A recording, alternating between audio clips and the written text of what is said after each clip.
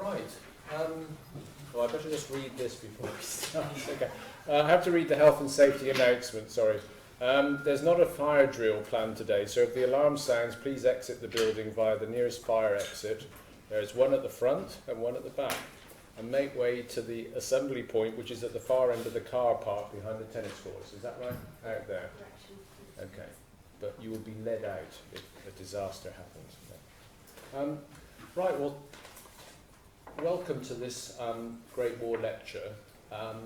My name's Mark Cornwell. I'm Professor of Modern European History here, and together with a really excellent team, we've been coordinating a mass of events for the next year, which you can find the first half of the programme here, and there's going to be another programme coming out next February. So we do hope that you will sign up for as many events as you can, and you can follow us on Twitter, Facebook. There's an excellent website that Mary has put together, which we're constantly updating. So I hope this will be of interest to as many of you as possible. And you would see from this that we have a lecture series starting today, and then we also have, for example, a silent film month next February. We have a number of concerts. We've got weird and wonderful things coming up in the new year. So there should be something for everyone here. And the point of this, of course, and many of you may know this, that this is we did run one of these in 2014 to 15 with the same kind of, this is supposed to be recognition data, so that you think, oh yeah, I've seen that before. 2014 to 15, we also ran a series of events, and so this is the second series of events for the university, which is marking the anniversary of the Great War. I was going to say commemorative, but we're not really doing that. We're marking the anniversary with a whole different series of events.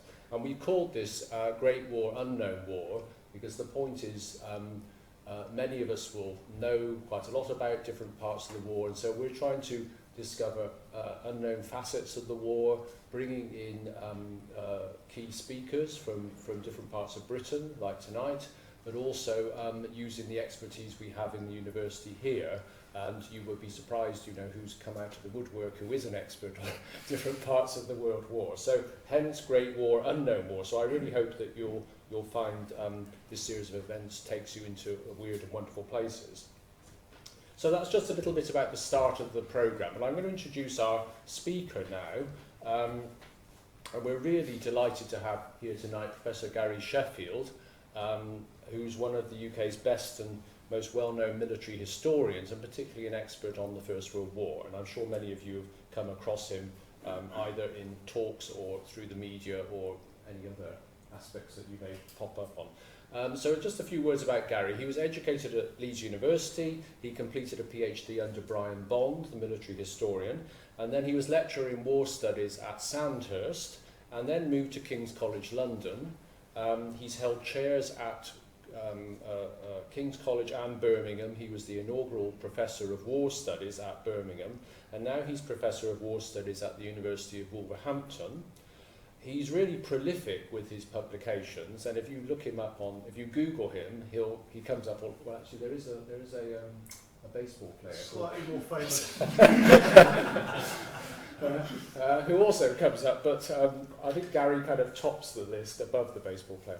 And he's prolific in his publications on the First World War, and over the last 20 years. For example, books include books on morale and discipline in the British Army. These are all about the First World War. The Somme, Forgotten Victory, the First World War, Myths and Realities. Richard Holmes, a military historian, said this was an important book that shatters many myths about the First World War. He's then done a major biography of Douglas Haig called The Chief, Douglas Haig and the British Army, and he wrote this after having edited Douglas Haig's diaries. The Daily Telegraph reviewed this and said Haig was clearly the most reviled man in British history, but that Gary Sheffield managed to produce a very innovative revisionist study which showed how Haig contributed his major contributions to winning the war, and how he did adapt as he progressed through the war. So I should also say that if you look at the review by the Telegraph, they're obviously rather irritated with the book as well, but I think that's always very good to irritate the Telegraph. Gary's last book was called Commander Morale, the British Army on the Western Front, in 2014. I should also just say, briefly, Gary's a very public historian, academic, but also a public historian. He's vice president of the Western Front Association. He's regularly in the media, on Twitter for the right reasons, I think, writes a lot, lectures on public history, trips. So he's really a very public historian in the best sense of the word. And he's currently writing a book for Yale University Press called Civilian Armies, the Experience of British and Dominion Soldiers in the Two World Wars. And he's also editing the papers of General Sir Henry Rawlinson, which will be very entertaining read, I'm sure. So we have here a major historian, and I was thinking how to describe him. I thought, well, this man's a mythbuster, really. So we've got a major mythbuster here, and I think we're going to have a fascinating lecture, the first in our series. So please put your hands together for Gary Shannon.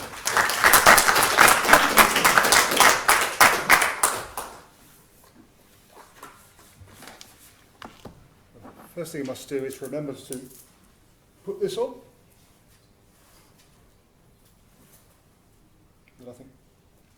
Turn it on. Flashing green? All good? Right, okay. Well, good evening. It's a great pleasure to be here. And one of the reasons I was pleased to accept Mark's invitation is it gave me the opportunity to think through some of my ideas about the British Empire in the First World War. Now, as Mark mentioned just now, my new book is looking at the experience of British and Dominion soldiers, not just in the First World War, but in the Second World War as well. It's going to be very much a comparative piece of work, comparing the two world wars and different armies. My publisher did actually wonder whether I could do the Indian Army as well, but I sort of said no, please, it's big enough as it is. And so I've decided to stick just to the Dominions. Now, one of the, I think, really important things that have emerged from the centenary years of the First World War, which began in 2014, is a greater focus on the fact that it is a global war, hence one of the points in my title, and a greater emphasis on the role of colonial soldiers as opposed to soldiers from the British home islands. That, of course, in those days included the undivided island of Ireland. And it strikes me that in November 1918, the British Empire reached its zenith as a military organisation. At sea, the Royal Navy was dominant, but of course, since the 18th century, that had not been anything of a novelty. But what was new was the sheer size of the British Empire's armies, the scale of which they were deployed, and the significance of their activities. In the past, British soldiers, the Duke of Marlborough, the Duke of Wellington, the two most obvious examples, had commanded great armies, but these were coalition armies, and generally speaking, the British components at battles such as Blenheim and Waterloo were relatively small. Now, the armies of 1918 also fought as part of a coalition, primarily with the French and to a lesser extent the Americans. But on this occasion, the numbers of British soldiers were truly vast. But we need to go a layer down, if you like. The British armies themselves were coalition forces, British, if you like, in inverted commas, with sizable and indeed very important contingents drawn from across the empire. Well, this 1918 moment, when the British Empire fielded land forces of a size comparable to its continental rivals, such as Germany and France, of course did not last. The end of the war against Germany brought about their reduction to a shadow of their former selves, although the Second World War saw the Empire's armies expand once again to an impressive size. A different strategy and the growth of a huge air force meant they had neither the numbers nor, I would argue, the significance of those in 1914 to 1918. So this evening I'm going to be examining the armies of the British Empire in the last year of a global war fought on a global scale. I'll be looking at their composition, their activities, and their military effectiveness. And finally, I'll look at what the campaigns of 1918 tell us about the response of the British Empire to the demands of total war. Let's start on the eve of war in late July, early August 1914. Now, for many years, British strategy and the armies and armed forces which have been configured to support this strategy was really largely about defending this great global empire, which had expanded dramatically in the previous 100 years. Britain, of course, had been edging away from the idea of splendid isolation since the turn of the 20th century. There was a formal alliance with Japan and an informal and nonetheless important understanding, entente, with both France and Russia. But the way that the armed forces were configured was still very much to support an imperial role. And in this, of course, absolutely critical is the role of the Royal Navy, which provided a shield not merely for the British Isles, but also for its various far-flung colonies and dominions. And of course, it was this shield which allowed the size of the British land forces, the British armies across the empire, to be pretty small by contemporary standards. So I've thrown a figure up there, that figure of just under 1 million of regular army and reserves. That's a bit misleading, actually, because it depends on what you count in, and certainly by no means all of the reserves, which include the territorial force, which we'll come on to later, were viewed as being properly trained and ready for overseas warfare. Compare that with the French or the German or Russian armies, which are millions strong. The Indian army, at roughly 250,000 strong, on the paper looked a very impressive figure for an imperial reserve. In fact, it couldn't be taken exactly at face value either, because one of its principal roles of the Indian army was, of course, for internal security. Ever since the Indian Mutiny of 1857-58, the British had been very suspicious of the recurrence of a mutiny of the Indian Armed Forces on that scale. So not only were the Indian Armed Forces not wholly trusted, but also they were, I think, largely intended for internal security or indeed for operations on the northwest frontier of India. Indeed, in his time as Chief of Staff India, a few years before the First World War, Douglas Haig had been specifically forbidden from coming up with plans to deploy Indian soldiers overseas. Alongside these forces, we also had a number of militias in the dominions. Now, these were fairly small. Dominions, of course, at this time were Australia, New Zealand, South Africa, which only became part of the Union of South Africa in 1910, and Newfoundland, the one everyone always forgets, now, of course, part of Canada, but until 1949, an independent dominion in its own right.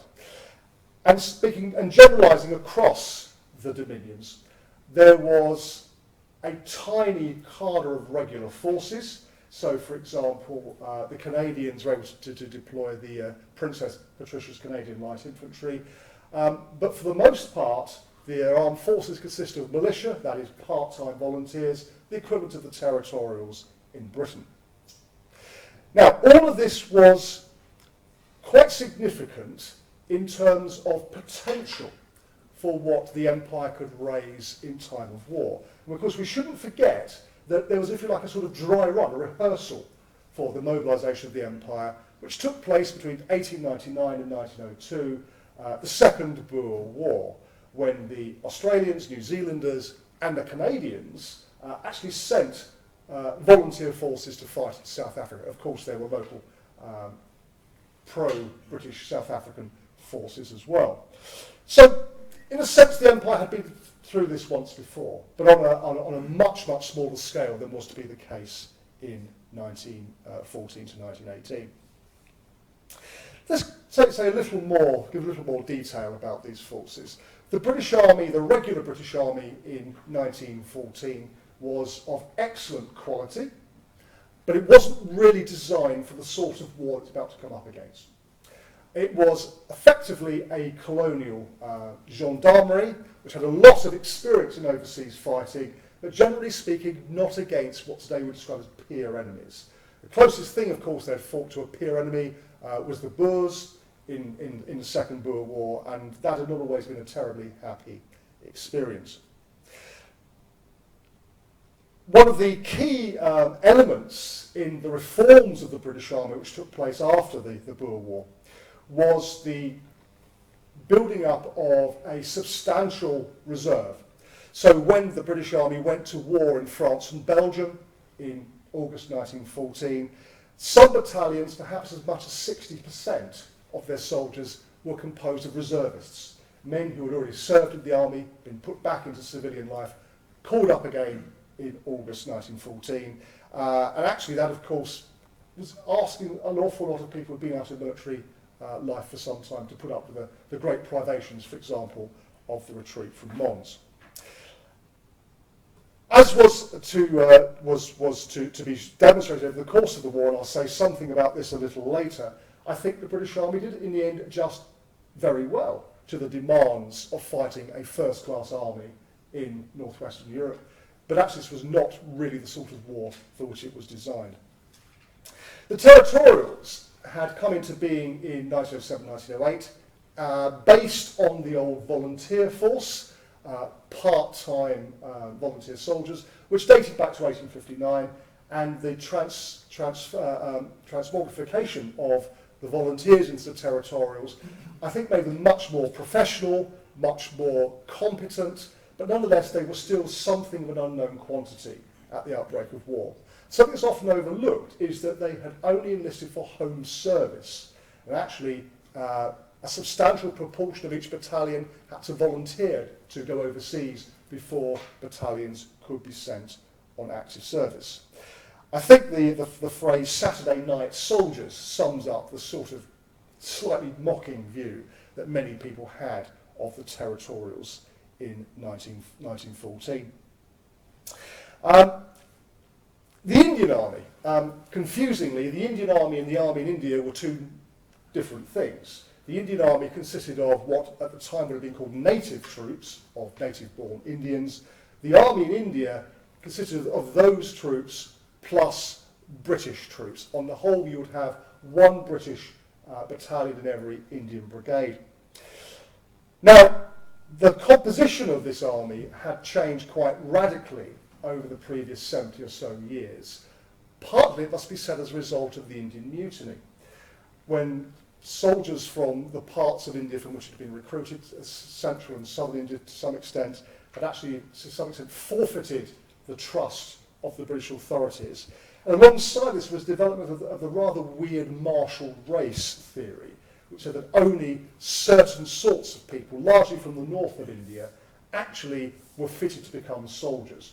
And so in many ways the British Indian Army had handicapped itself by only recruiting from certain areas. This actually did mean that a substantial minority anyway, of the troops were Muslim, which of course caused some problems when Britain found itself at war with the major Muslim power in the world, the Ottoman Empire, from late 1914 onwards. Now, just to sum up this preliminary phase by just making a couple of points. British military plans, such as they were before 1914, were effectively, as a result of the conversations between General Henry Wilson and his French counterparts, particularly Ferdinand Foch, in the eruption of war, were basically to deploy the small BEF, British Expeditionary Force, to fight alongside the French in Northern Europe. The problem is that this was not actually a plan which was necessarily accepted by everybody within the hierarchy. There's rather farcical incidents happened at the very beginning of the war. On the 2 days after the war was declared, in early August 1914, there was a council of war at 10 Downing Street when the great and good military and civilians sat down and argued, well, now we're at war, what are we going to do? Of course, in the end, there was really only one plan that we put into practice, and the idea of turning years of planning upside down on the whim of this war council in the end did not come to pass. But what I think is really important to take on board is there is a real disconnect between British foreign policy and British defence policy in the run-up to 1914. Increasingly, the British were becoming closer and closer to their great colonial rivals, the French and the Russians, and the reason for this was shared fear of what Imperial Germany might do. And the closeness of this relationship was not actually put into a formal treaty. So, of course, when France finds itself at war in I think it's 1st or 2nd of August 1914, the British don't automatically come in alongside, and the French are very worried that the British will stay out of the war. So it is by no means a given the British will enter the war. But when they do enter the war, they find themselves committed to fight alongside their major continental allies on a very large-scale war, whereas the defence policy of the previous year had been, in many ways, more of the same, building up the Royal Navy, keeping the army fairly small, and in fact very little preparations were put in place to expand the army in the event of a major war. Of course, that's exactly what they do have to do when war is declared. It's not surprising that Lord Kitchener, who becomes Secretary of State for War very early on in August 1914, at one point is quoted as throwing his hands up in the air and saying something to the effect of, did they ever think about what they are getting us into? There's no planning for the sort of war that we're about to fight. Well, the crisis of 1914 really does come for the British out of a clear blue sky. Not time to go into the July crisis, but suffice it to say that the British don't even really start to think about getting seriously involved into war till very late July. The whole thing happens really for the British in the space of a week to 10 days. And as a mark of the sense of unreality about what's about to happen, we can look at the speech in the House of Commons of Sir Edward Grey, the British Foreign Secretary at the very beginning of the war, who actually talks about Britain being involved in a largely maritime role. In other words, taking at least the theoretical approach of British strategy in the Napoleonic War against the French 100 years before, relying very largely on maritime power, and there's not very much idea of deploying a mass land army at this stage. All that's changed by Lord Kitchener, up there on the screen, who, when he becomes Secretary of State for War, announces that the war will last at least 3 years, and Britain needs to raise a mass army in order to fight it. And this really transforms what actually happens to the British Army. Now, there is a myth that everybody immediately rushed to the colours the moment the war was declared. It wasn't as simple as that. It wasn't really until after the news of the Battle of Mons on the 23rd of August reached Britain that actually people, I think, really seriously realised what Britain got itself into. But thereafter, there was a huge spike in recruiting, leading to Kitchener's first 100,000, followed by the second 100,000, third 100,000 solar volunteers being filled up very quickly. So we actually see some very impressive levels of recruitment. And this actually is matched across the empire. There we have example of some Australian troops towards the end of 1914. In recent years, some people in Australia, Canada and New Zealand have actually suggested that this was the wrong thing for their predecessors to do, that somehow what broke out in 1914 was not Australia's war or Canada's war or New Zealand's war. So, for example, I think it was in 2002, Dame Sylvia Cartwright, the then Governor General of New Zealand, at a speech at Gallipoli, basically said, this was not our war, we New Zealanders should not have been there. Well, actually, that brings a whole set of really interesting issues into play. What did it mean to be British or Australian or Canadian at this time? Generalising, most people of the Empire at this time in Britain and the Dominions had no problem in holding multiple identities. So they would regard themselves as being, in some sense, British, members of the British Empire, loyal to the monarch, while also regarding themselves as being Canadian or New Zealand or Australian. It's worth bearing in mind that Australia, as a nation, was barely 15 years old when the First World War broke out. Federation had happened at the turn of the century. Before then, you had separate colonies. Of course, Canada had been in existence for rather longer, since 1867. So, who exactly is an Australian?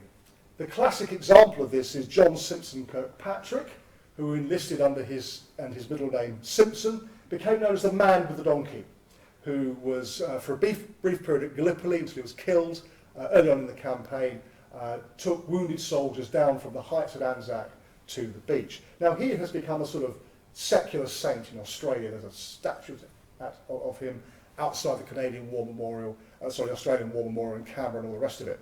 Yet if you look deep into it, he's actually a Geordie, or actually technically a sand dancer from South Shields.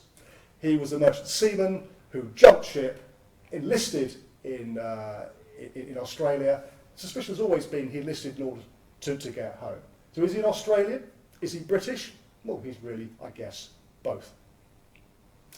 The other point I want to make is that it's not simply sentiment which sends the Dominions to fight alongside the British in 1914. It's also hard-nosed self-interest. This, I think, is a theme which actually we'll return to later in the lecture. I've already mentioned the shield of the Royal Navy. If that shield is removed, if the Royal Navy is defeated or if Britain is defeated, then suddenly places like New Zealand and Australia become incredibly vulnerable.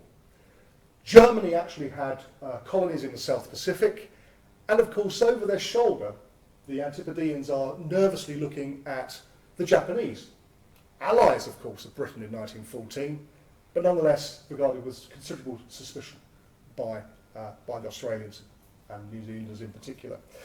And as someone has quite rightly put it, you don't actually need to have German soldiers physically occupying Australian soil to realise how, if you take the shield of the Royal Navy away, how suddenly Germany could influence what is happening in the Pacific. So they fight in 1914, I think, for hard-nosed self-interest as well as sentiment towards their home country, their mother country. The other point worth making is that, particularly in the case of Australia, New Zealand and South Africa, what has been termed as sub-imperialism is going on. So, for example, at the very beginning of the war, the Australians send troops to New Guinea, and the South Africans occupy German Southwest Africa, modern-day Namibia. All of this means that the Dominions had a real buy-in to British success in the First World War. It isn't the case, as some people would have you believe, that these are sort of imperial dupes of the home country. There's a whole quite complex set of issues at play here. But what about the Indian Army? Surely it's not their war. If you read the writings of British officers of Indian soldiers in the First World War, among the sort of sentimentality about people fight for the Raj and because of their salt and fight for officers, the rest of it, deep down they do realise they're commanding an army of mercenaries, which is not necessarily always going to stay loyal. The British are particularly suspicious about the reliability of Muslim troops, given that in November 1914 the Ottoman Empire declared jihad, and in fact in February 1915 the 5th Native Light Infantry Regiment, a Muslim regiment, mutinies in Singapore and is quite bloodily suppressed. There's also reluctance to use Muslim troops to fight the Turks at Gallipoli. Some troops are sent there and they're quite quickly taken back and replaced by more reliable Gurkhas from Nepal. But as Adrian Gregory has recently written, generally the British India proved remarkably loyal to the Raj, remarkably loyal to the British, and this included Muslims. Okay, well, the crisis of 1914 produces very large armies in the sense of large numbers of men who join the land forces of the empire. What it does not produce are uniforms, weapons, equipment, training, officers, and NCOs. All of this has to be found from somewhere. And so for the first part of the war, the British Empire forces fight what my Wolverhampton colleague John Bourne has memorably termed a poor man's war, a hand-to-mouth war. So, for example, to give an Imperial example, the British Army is equipped with good rifles, the short magazine Lee Enfield. Canadians who arrive in Europe are equipped with Canadian Ross rifles, largely because of internal Canadian politics, and these Ross rifles actually are pretty useless on the battlefield because they're excellent sniping weapons, but speck of dirt and they jam. The Canadians don't actually get their Lee Enfields until later on. Now that's, if you like, a self-inflicted example of this problem shortage, but there's a more general shortage in the army as things go on. Now, what actually happens over this period is, in retrospect, I think entirely explicable, and indeed be surprised if it happened any other way. Initially, the British Army, the small regular British Army, struggles to come to terms with the demands of trench warfare. To be fair, everybody else does too, the French and the Germans, but I think the British suffer particularly badly, partly because of sort of colonial warfare mindsets, some ways difficult to get rid of, but also, of course, quite simply, there are fewer of them, and generally speaking, they are more poorly equipped than the French and the Germans. Increasing numbers of volunteer troops, Kitchener's army, territorials, and their equivalents, the Dominions, arrive in France and so on, and Belgium, and they have this bloody baptism of fire on the Somme, which is, if you like, I think it's probably fair to put this down as being the principal beginning of the British Army's fighting continental scale warfare. What happens in 1915 is big and pretty nasty. The Somme is, I think, a step change in terms of intensity and in terms of sheer size. I put a still up there, the top left-hand side as you're looking at it, from the Battle of the Somme film released in 1916. Now, this is one of the few pieces of faked footage from the entire film, and most of it is quite genuine. This actually, the over-the-top scene, was filmed at a trench mortar school before the battle starts. Actually, it's very straightforward to work this out because the technology of the time, in terms of cameras, did not allow someone to stand up and just film at that sort of angle. Well, they'd soon be dead if they did.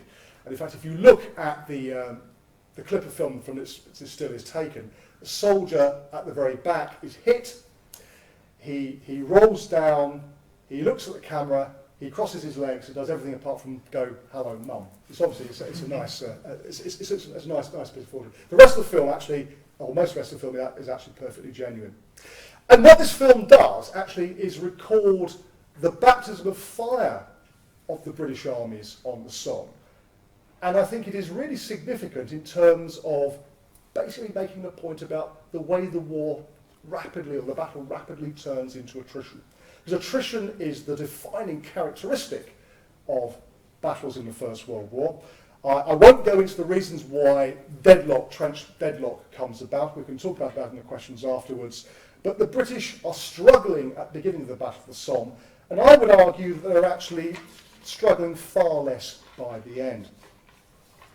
So, for example, by the end of 1917, what has been described as a revolution in military affairs has taken place. That is the linking up of three pre-existing bits of equipment: the aeroplane, the radio, and the artillery piece, the gun, actually to enable very accurate fire to be directed almost anywhere within the range of a gun. In 1914, if you wanted to be able to hit something with any accuracy with a field gun, you had to be able to see it, line of sight. You can now then, both literally and metaphorically, with the use of aircraft and radio, see over the hill. And alongside this, we see evolution of tactics, evolution of weapons. In fact, the chap up on my top left here is a Lewis gun of the Dublin Fusiliers. The Lewis gun, a light machine gun, is the critical infantry weapon of the First World War for the British, and it enables the British to go away from these long wave tactics you can see in the Somme film towards so-called blob tactics, sort of long lines of infantrymen marching into battle with their rifles. Now the machine gun, the light machine gun, becomes the principal weapon, and you have much greater tactical flexibility on the battlefield. But of course, it's not just in France and Belgium that all this is going on. It's also in these various campaigns against the Ottoman Empire. Among the worst of them is the campaign into Mesopotamia, modern-day Iraq, which results in the surrender of the British force at Kut in April 1916. And there's actually a rather nice coloured print from an Ottoman perspective of the British giving up. Now, in Mesopotamia, at Gallipoli a little earlier, and indeed in the early fighting in Egypt and Palestine, and I think we've made very similar points about the Western Front. What we have is a series of campaigns that are characterised by poor planning, poor logistics, that is, getting the supply into place to make sure the soldiers in the front line are actually have weapons that can fire plentiful ammunition that can be fired in weapons, plentiful food and all the rest of it. Poor medical support, particularly the case in Gallipoli, and also more generally commanders grappling with the new conditions of warfare. Point has been made very forcefully by several historians that too many British commanders in the early years of the war are still approaching command, which is effectively a managerial function, as a leadership function. They want to be up in the front line, leading their men forward from a horse. Actually, warfare in the First World War on the Western Front and the battles against the Ottomans simply is not like that. And actually learning to change is not just a question of getting new men into place, although that helps, it's also changing command culture to a considerable extent. So what do we have by the end of 1917? Well, I think on the whole, the British Army have learned many of these lessons. They haven't necessarily got everything right, but they've identified many of these problems and an awful lot to try and sort them out. So, for example, the campaigns in Mesopotamia after the fall of Kut are characterised by much more careful planning, particularly getting the logistics right. In Palestine, in 1950, from late 1915 onwards, considerable advances are made in terms of logistics, particularly in building a light railway and a pipeline across the Sinai Desert to allow a campaign into Palestine. East Africa, which I haven't mentioned so far, a major campaign is being waged against the guerrilla forces of Leto Vorbeck, German commander, and his Askari German troops. Under Smuts, the South African general and statesman, again, there is a much greater concentration on logistics. So by the end of 1917, I would argue, the military force of the British Empire had evolved considerably. They were far bigger. 4 divisions went to France in August 1914. Haig has 60 by the time of the Somme.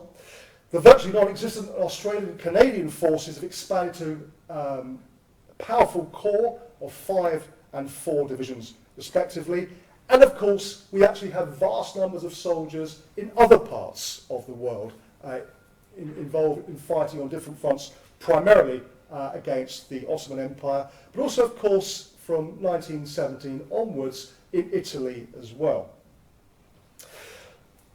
Now, the military effectiveness of these forces are somewhat mixed. You can certainly look at some examples of divisions and formations which have not learned or not applied the lessons to the same degree as other formations.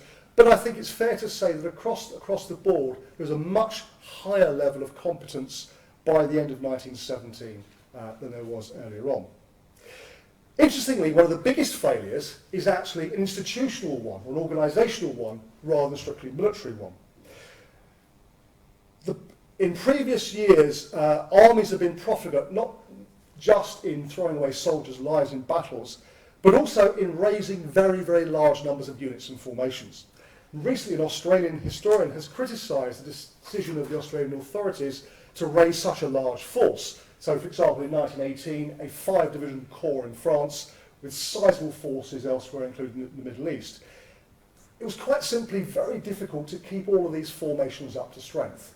And so a phenomenon of late 1917 into 1918 was falling numbers, great difficulty in keeping these formations up to strength. Well, it's just as well, I think, that the problems had been identified and to a large extent dealt with, because in 1918, the armies of the British Empire faced their greatest challenges yet. Now, I'm not going to talk through in any detail of the particular campaigns of 1918. I'll simply point out some high spots, or possibly low spots. The biggest campaign, of course, begins on the 21st of March 1918 with a massive German attack in France, south of the 1916 Somme battlefield, which results in the British and the French ultimately being pushed back about 40 miles. Briefly, it seemed that the Germans were on the point of winning, but for all sorts of reasons, which I'll come on to in a moment, it doesn't actually happen. Then the boot is on the other foot from late July 1918, when the Allies seized the initiative and basically drive the Germans back, inflicting significant defeats on their armies in the field. British troops by this stage are also in Italy. They play a significant role in defensive fighting in June 1918 and in the Battle of Vittorio Veneto in October, which wins the war in Italy. In Mesopotamia, from October 1918 onwards, there is a major offensive around Mosul to capture the oil fields. And in Palestine, perhaps the most celebrated of all these 1918 victories, the Battle of Megiddo in mid-September 1918, allied to the Arab Revolt. I notice you've actually got a session on Lawrence Arabian Arab Revolt coming up in the series, shatters the Ottoman armies in Palestine. And perhaps the most forgotten campaign of the lot is the fighting in Salonika. It's up on the map as the Balkans campaign. Under the French commander Franchet Desperay, known to the British naturally as Desperate Frankie, from mid-September onwards, the offensive on the Vardar advances 40 miles, breaking the deadlock in a front which has been deadlocked basically for 2 years, knocking Bulgaria out of the war by the end of September. So there's enormous challenges faced by the British, particularly on the Western Front, in the first part of 1918, and then lead to a pretty unbroken stream of victories by the end. So how, in 1918, did the armies of the British Empire survive and thrive? How do they then go on to victory? I'm not going to give a comprehensive list, I'm simply going to offer a few suggestions. Well, the first thing to say is that the Indian Army came into its own. Following the German offensives on the Western Front, 60,000 British troops were sent from the Middle East to France. And Allenby's army in Palestine was Indianised. Indian troops were put in to replace the British. Allenby was left with only one division composed solely of white British troops, and other divisions swapped 9 out of 12 battalions for Indians. And one of the most interesting recent themes of writing on the First World War has been the rehabilitation of the reputation of the Indian Army. Now, interestingly, Allenby was concerned by this Indianisation process, not least because so many of the Indian troops were Muslim, and there had been this attempt by the Germans to foment anti-British feeling. And of course, they were actually fighting a Muslim power, the Ottoman Empire. But in 1918, Indian troops proved to be highly effective. The gamble, if gamble it was, of using large numbers of Indian troops against the Ottomans paid off handsomely. Now, I think it's testimony to the depth of reserves available to the British, and indeed an even larger Indian army was in 1939 to 45 for the second time to play a critical role in the Empire's war effort. 2 points. First of all, the Indian Army of the First World War is the second largest volunteer army in history. The largest one is the Indian Army of the Second World War. But we should actually perhaps query how genuinely these people were volunteers. It's pretty clear that pressure was placed on recruiting areas to get people to join up. And the second point is that the First World War seriously undermined Britain's position in India, and of course by the end of the Second World War it was on the verge of collapse. So the Indian Army in both World Wars defended and indeed expanded the empire, but in doing so sowed the seeds of the empire's disintegration. The second point is on the Western Front, British Empire troops proved to be remarkably resilient. Now this might appear to be a strange statement, given the large number of men taken prisoner and guns captured by the Germans at the beginning of the March offensive. But this was the result of local tactical conditions and did not signify a wholesale collapse of morale, as an earlier generation of historians tended to argue. Actually, the entire German spring offensives, and of course they went on into July, resulted in a remarkable defensive victory for the Allies, and I would argue particularly for the forces of the British Empire. The Germans comprehensively failed to reach their objectives, partly through flawed doctrine and methods, and also some poor decision making by British high command. In spite of some wobbles by Allied high commanders, I would say that the British and French commanders on the whole responded pretty well. It's also the case that sheer bloody-mindedness, as one soldier at the time put it, on the part of the British and Dominion soldiers was also, I think, critically important. It's, I think, telling that when Haig was asking Foch, who by that stage is the Supreme Allied Commander, for troops to be sent up to the northern area in April 1918, when the British were under severe pressure, Foch is really very mean in doling out French reserves because he trusts the British to hold firm, which I think says an awful lot about the fighting ability of the army at that time and the way it's actually viewed by the French overall Allied commander. Key, also I think important about this is the link between the home front and the battlefront. Something else which has been stressed very much in historiography over the last few years. There has been what has been described as remobilisation of the British home front, basically reinvigorating people, particularly by arguing that what are we fighting for? We're fighting for democratic war aims, and bring out a certain amount of social and indeed political reform.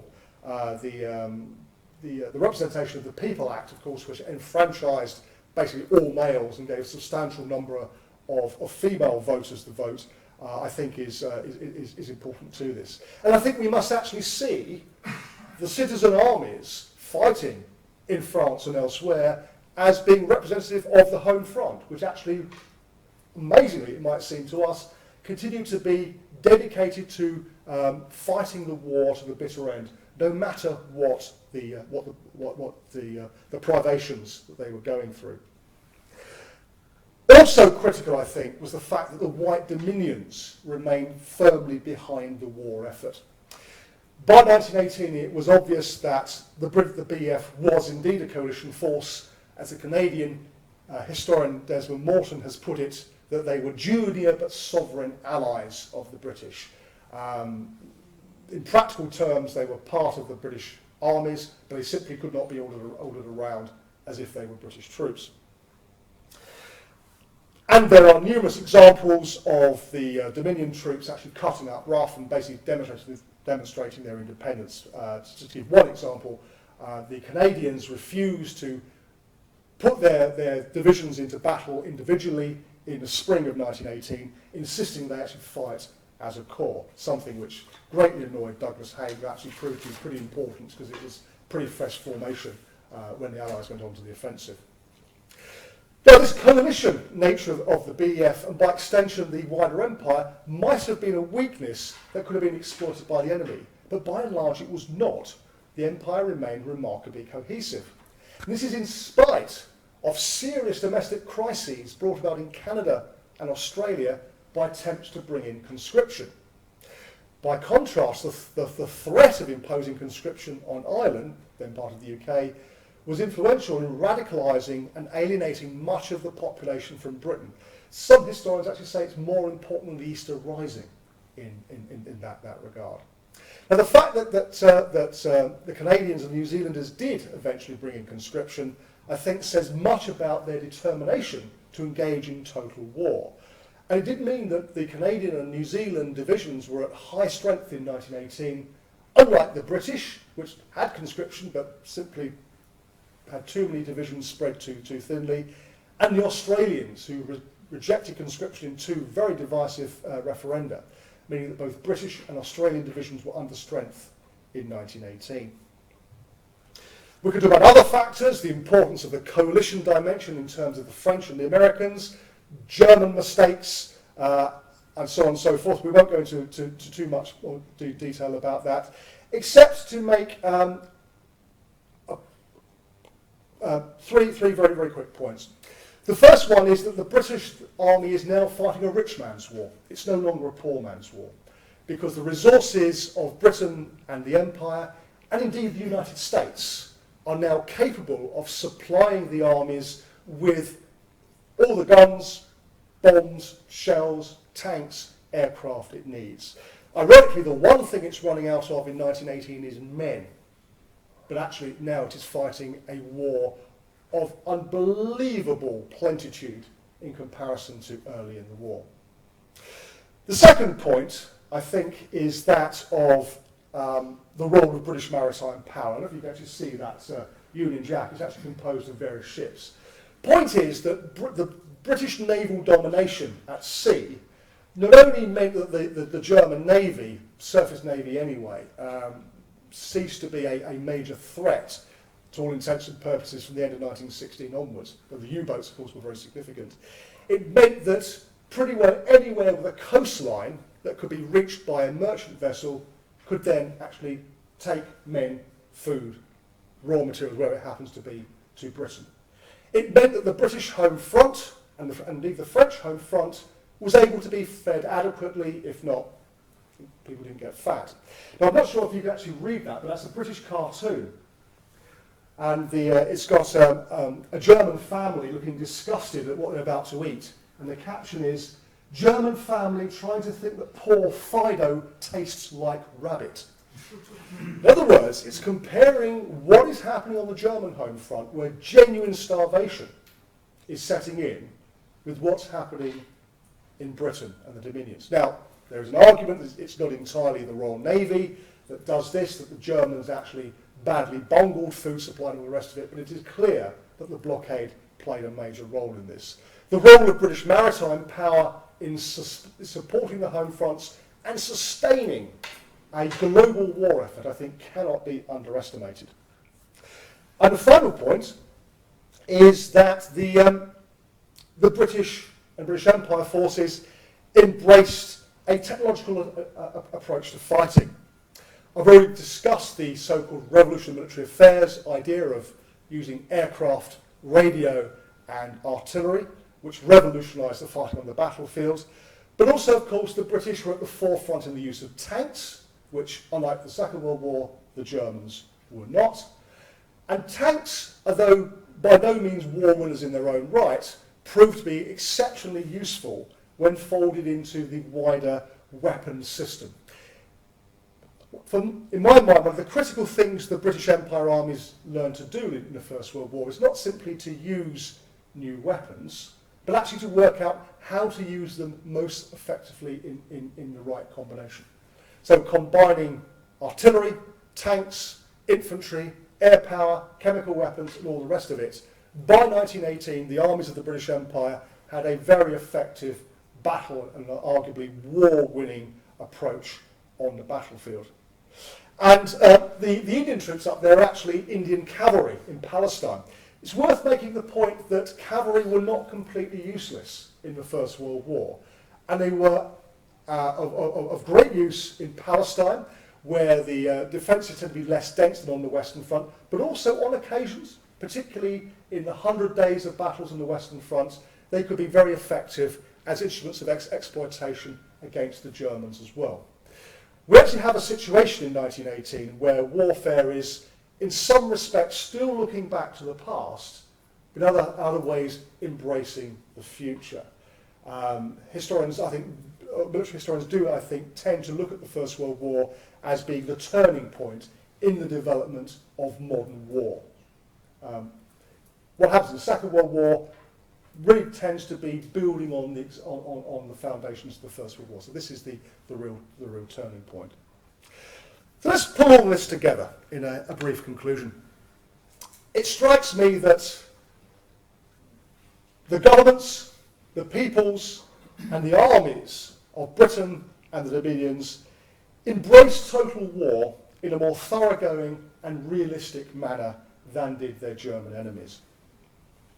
The armies learned and applied lessons gathered the hard way on the battlefield and on campaign. It is not simply about tactics and weapons, it's also about things like getting logistics right, it's about planning, all of which the armies were very, very skilled at by the end of the war.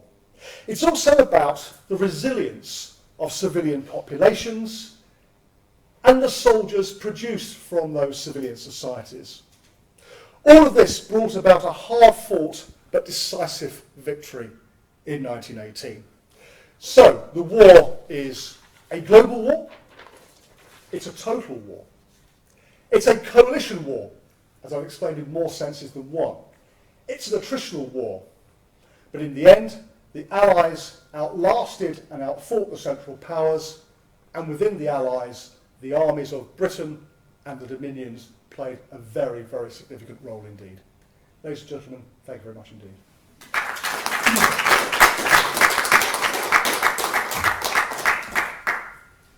Thank you very much, Gary. So we've got some time for questions, and throw it open to the floor.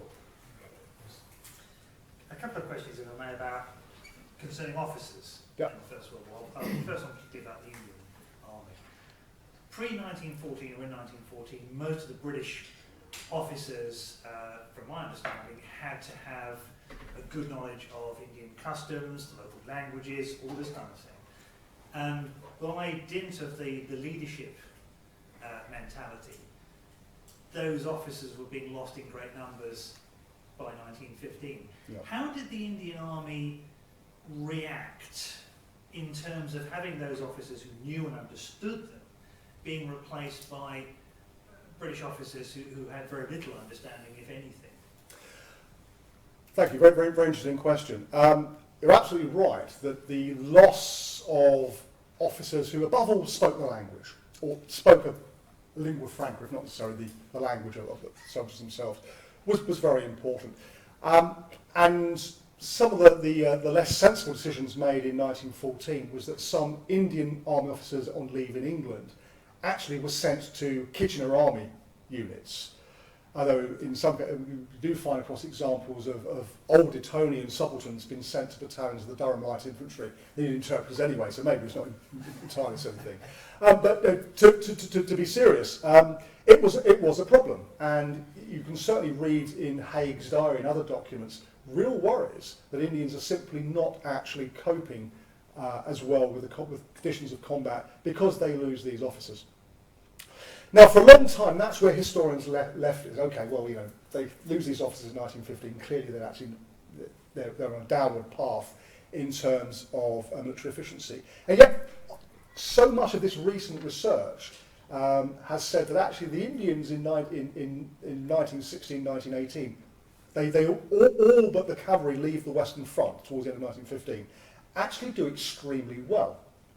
And so it's the case that they do manage to overcome these problems. I think there's a greater reliance on native Indian officers, and the British officers who do end up with them actually somehow manage to muddle their way through. Now, I'm not going to pretend to be an expert on the Indian Army in this period. I mean, I've read some stuff on it. It strikes me that's something that does need some further investigation, because, well, as I said in my lecture, Allenby is very suspicious about these Indian troops in 1918, and they proved to be first class. And actually, in the battles, particularly in Palestine, pull off one of the greatest victories in British, inverted commas, military history. But there is a problem there which I think still needs to be tracked down by historians. Is there a case, do you think, that, as in common with pretty much the whole of the British Army at that period, you're having a lot of NCOs in British battalions stepping up from NCO to officer material? Is much the same thing happening in the Indian Army? The Subadars and such like are stepping up to become, the ways open for them to Yeah, so that's certainly true. But also, given the structure of the Indian Army at that time, they can only go so far. Seems to be what happens is that there are two parallel command chains going on. There's the official one, and there's the real one. And in the real one, I think Indian officers have a great deal more say, and indeed, senior Indian ranks have say than they do formally. Actually, that should surprise no one at all, because if you look at what happens when this, the Etonian subaltern turns up at the Durham Light Infantry as a wet behind the ears 18-year-old, if you've got any sense at all, he will be leaning on his platoon sergeant, who is whispering the words of command in his ear. And actually, Sheffield's first law of military leadership is that every Captain Mannering should have a Sergeant Wilson to say, "Is that wise, sir?" And I think you do find this in the Indian forces as well. Of course, what actually happens in 1919, as a part of a more general process of Indianisation of the armed forces, Indian cadets are admitted to Sandhurst for the first time.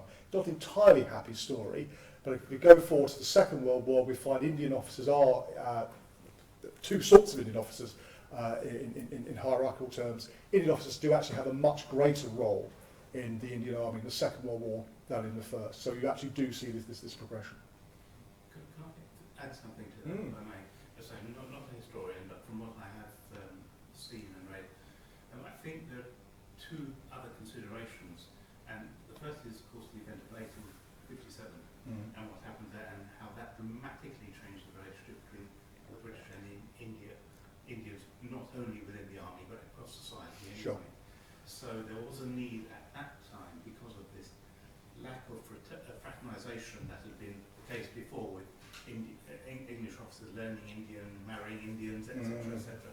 Suddenly everything became distant, and you needed a sort of buffer layer, I think, introduced in order to communicate. You couldn't sort of be seen socialising too closely. So that was absolutely pivotal, and in a sense that might have stood the British Army in good stead as a change in organisational strategy, even into the First World War. But the other thing which might, and I don't know about this, but might have had an influence is, of course, when you got a lot of Indian troops coming to somewhere like France and suddenly integrating or meeting a lot of British troops who have not had those prejudices of empire built into them. All sorts of things can happen. Everybody's thrown into a complete melee of, well, hold on, these people aren't, they're treating us as human beings. There's an element of uncertainty. I take your point up to a point, but I think it'd be unwise to assume that the mass of Kitchener's army there have not been sort of tainted by attitudes towards empire. I mean, I think it is there. Although it must be said, regular troops who did serve in India, on occasions, treated Indians absolutely dreadfully. I mean, well, there's plenty of examples of that. In fact, it's the Connaught Rangers, an Irish regiment, which actually mutinies in 1920 because what the British are doing in Ireland, and more than one historian has pointed out, well, actually the British are doing in Ireland what the Connaught Rangers have been doing in India. So it's all part of this sort of, if you like, sort of colonial merry-go-round. Now, I'm actually not sure to what extent British troops would have mingled with Indians behind the lines. Not that there was any formal, barrier to doing so, but of course, relatively few Indian troops, British troops served with Indian divisions. There was, as I said, I think there's one battalion in each brigade. But I must say, I can't remember very much in the memoir literature of people saying they came across Indians. Not so much on the lines, maybe back in Brighton or places Well, like that. Brighton is certainly, because for those who don't know, Brighton Pavilion was turned into a major hospital for Indian troops. And there's actually quite interesting work there done by historians about all the sorts of worries about the local authorities about allowing, sort of Indians among white women in particular and all the rest of it. But again, that's a fairly limited area, and you didn't see that more widely across the UK. But actually, thinking about it, that's I'm not sure anybody's done any research in links between Indian soldiers and British soldiers. Because they then go back to their regiments, and of course they talk and they spread. They do. I mean, one final thing to say about this, of course, Indian troops, at least some Indian troops, actually had a very good reputation. I mean, not technically Indian, but the Gurkhas, particularly, everybody liked them. Sikhs tended to be in high regard. One of the few things, I just thought of it, one of the few things that has been done on relations between white troops and Indian troops is Australian historian Peter Stanley wrote a very good book on the Indians at Gallipoli recently. And there's quite a lot of stuff in that, particularly about contacts between Australians and Indians, where it was up in Anzac. It's a very small area, and people are thrown together. So, but that is a really interesting research project that someone ought to do. Yeah, I think that was a really good question. I just wonder whether class might have something to do with this. That you've got obviously a large number of middle class, using that term in the broadest sense, temporary gentlemen, of whom a proportion find themselves as junior commanders in Indian regiments, and Slim is the person who most obviously comes to mind. And I wonder if these are people who find themselves in positions of command, but they don't necessarily have the same prejudices and assumptions which people from a more upper class background would have had within the regular officer corps prior to the war, and that they then stay in, of course, and then they, that's, in a way, there's a line all the way through to Burma, and most of the 14th Army senior commanders come from a Gurkha background, and I mean, in terms of second time around interaction between ordinary British troops and Indian troops, it's going by sort of evidence like George Mackenzie Fraser. Yeah. There seems to be much greater interaction, and on the whole, less suspicion. And is there something in that? I don't know. Okay, no, thank you. No, good point. Slim didn't command Indian troops until after the war, because he was Royal Warwick's. Then went in. I think he went into the Gurkhas after the war when he. Anyway, but I take a general point. I think that a comparison with the Second World War is a very interesting one. This is the sort of thing I'm getting my teeth into for my new project, because I think there is a greater degree of broad-mindedness about race in the British Indian Army of the Second World War. And some of it, I think, is due to changing attitudes, changing political circumstances, 20s and 30s. But I think some of it is down to these people who have served in the First World War and actually have been at the front. Claude Auchinleck was another one who served with, I think, the Punjabi battalion in Mesopotamia. And I would actually relate this to some of my other work, which suggests that when you get British upper and middle class officers in the trenches with working class soldiers, that actually does tend to sort of bring them together because of shared experiences and all the rest of it. And it would be amazing if you didn't find that happening in Indian units as well. And I think something worth bearing in mind is, of course, how few white British officers there are in Indian units. And soldiers across the world tend to regard their officers in one of two ways. Either they're bloody nuisances and you stay out of their way as much as you can, or they're good types and you look after them.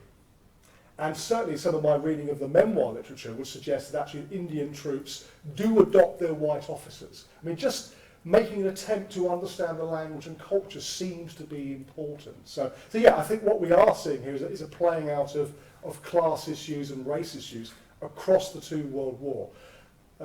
I think that the Indian Army of the Second World War is not radically different from the First World War, but it is different. You know, there have been quite distinct changes.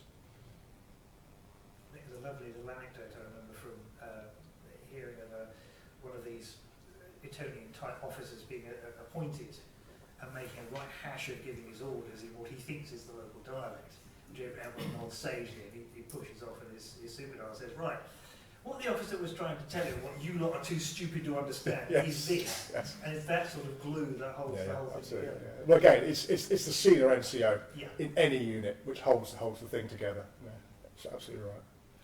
Gary, could you say you showed that map, which and I know that it's not static and there's a lot of movement going on. But I know about the Austrian Army, and I know the Austrian Army in 1918, manpower is the key issue, and you mentioned manpower as key issue for the British Army, and I wondered how was that managed then in logistics? Are you seeing British troops kind of moving around? Is this an army on the move, or how do they manage the problem of man? Okay, first of all, to take logistics. By 1918, logistics have really been sorted out to a huge degree. Just give one example of this. In 1917, there's been a long-running debate about Hague, strategy on the Western Front. You get the Battle of Messines, which is fought in early June. The Third Battle of Ypres, Passchendaele, doesn't begin until late July. Should Hague have attacked straight away after success at the scene? Well, the short answer, and this was shown 15, 20 years ago, is no, he couldn't have done, because logistically it was impossible to fight one battle and then fight another battle right next to it, because the logistic structure was simply not mature enough. A year later it is. Now that's partly, I think, because railways and roads are much more developed, but also because there's simply much more of everything. I mean, the key thing in 1917 and 1918 is artillery. In 1917, you've got so much artillery, if you want to fight a battle there, and then fight another one, you have to move the artillery from there to there. By 1918, you've got artillery there, you've got it there, and you've got it there, which makes the whole logistic thing that much more easily. And on a global scale, it is now, let's say relatively easy, it's not easy, it's complex, but it's doable, to move 60,000 British troops from Palestine, send them to Marseille, and get them up to the Western Front. And that's a really significant redeployment of troops in the middle of a major war. But manpower is a real problem. I mean, we had the same problem for the British in the Second World War, fighting too many enemies on too wide a front. And in 1918, they are fighting, of course, the big one is the Western Front. They've also got troops in Italy. They've got troops in Salonika, the northwestern bit of, northeastern bit of Greece, fighting in Palestine, fighting in Mesopotamia. Largely black Africa, but nonetheless Imperial troops fighting in East Africa. This is an enormous commitment, and quite simply, you can't be strong enough everywhere. Britain is actually running out of men. And it does cause huge problems. I mean, one of the reasons why the Canadians in particular are really a cutting-edge force in the 100 days of battles from August onwards, 1918 onwards, is that they have broken up their 5th Division to make sure the other 4 can actually stay up to strength. They've developed an engineering brigade, which no one else has, which can do all the humping and dumping, all that sort of stuff. Meaning that when the Canadians go into action, they are stronger than a British division and massively stronger than the German divisions, which have been hollowed out because of all sorts of problems, desertion, lack of food, the flu, and all the rest of it. And so when you look at what troops are doing on the Western Front in 1918, it's worth bearing in mind that the Australians and the British are significantly under strength, whereas the Canadians and the New Zealanders are up to strength, and the New Zealanders in many ways the best example of total war manpower, because it's a tiny population, it's 1.2 million or something like that, They really ruthlessly enforce conscription. None of these problems they have in Canada or Australia. They break up their 4th Brigade to keep the others up to strength, and so their division actually has the punching ability of a small corps. Now, of course, this is a wasting asset. If the war goes on into 1919, Haig is being warned that the number of divisions will go from about 60, I think it's about 61 or 62, to about 33. Basically it halves overnight. Meaning if the war had gone on into 1919, the bulk of the fighting would have been done by the Americans, who were arriving in very large numbers. But the British Empire sort of got it right at the right time in terms of manpower, but had the war gone on beyond that, they would have really, really serious problems. But I guess I would get to Mark's other point. I mean, the British are suffering from severe manpower problems. The Germans and the Austrians, it's even worse for them. But everybody's suffering by the state of the war.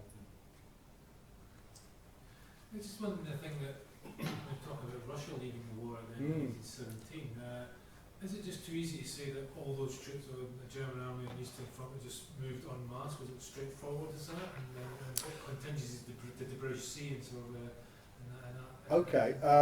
Well, of course, the collapse of Russia in the course of 1917 is, so I should have mentioned the course of the lecture really, but it is a really defining factor, because suddenly the Allies, having been relentlessly on the offensive pretty well from the beginning of 1915 onwards, are then thrown onto the defensive, because they lose the initiative, because with Russia out of the war, Russia is no longer tying down these vast numbers of German troops. And so you do have large numbers coming to the west. But it's worth bearing in mind that the Germans still need to leave significant garrisons in the east, because they suddenly captured this vast empire, and they are doing something with it. They're colonizing it. There's also, they're getting involved in sort of counterinsurgency work. To some extent, they're getting involved in Russian Civil War. I guess Austrian troops are doing much the same in various places. Well, they're stuck in Ukraine. They think they've won that war, but then they send all these troops into the Ukraine, and that kind of swallows them up. So they haven't really won. You can never win on these two. So the answer to the question is, the Germans do send significant numbers of troops to the Western Front, but certainly not in the numbers that sometimes you read things that people would believe. They don't simply shut down the Eastern Front and transfer everything to the West. And I can't remember the exact ratio of troops that the Germans have, but actually they do have an advantage, at least in the areas that they attack, in March, April 1918.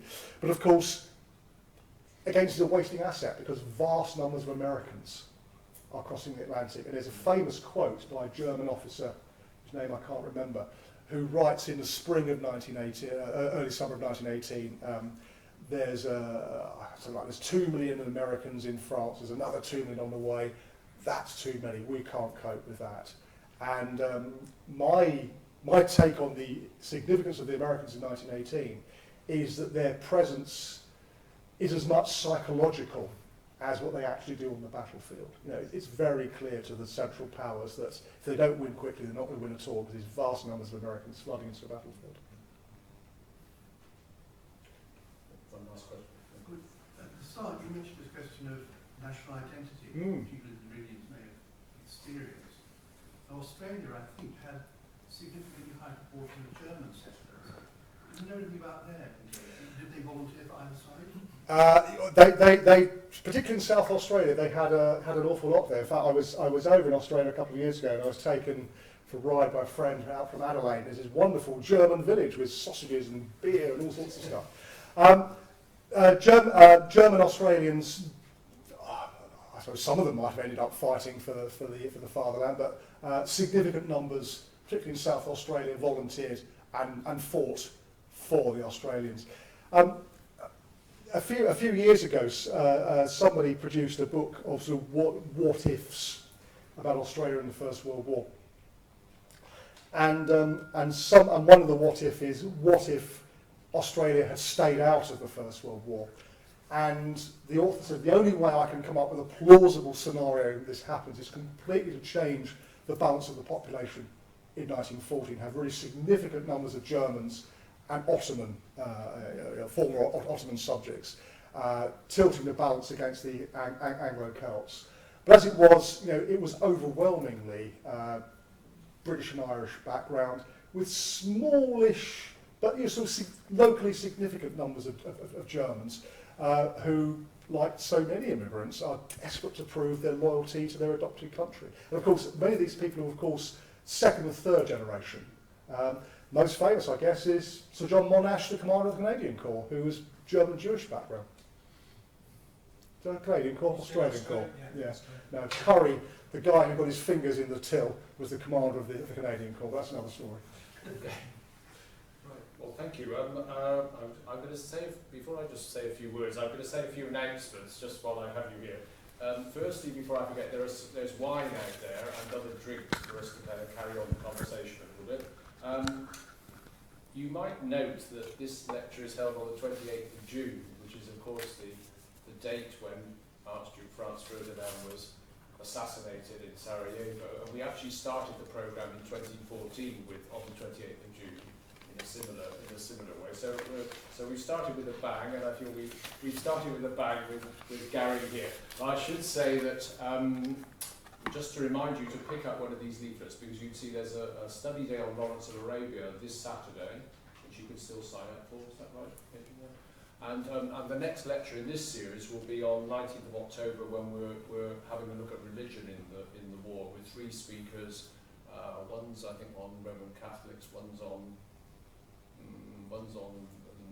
Muslims, and I can't remember the third. Anyway, three religions. So that's 19th of October. But I'd like to say a big thank you to Gary for this lecture. As I said, we've started with a bang, and we've also started. I hope it's kind of bust a few of the myths that we've all had about the war with this wonderful panorama that Gary has put over to us tonight. So, thank you very much, Gary. Thank you.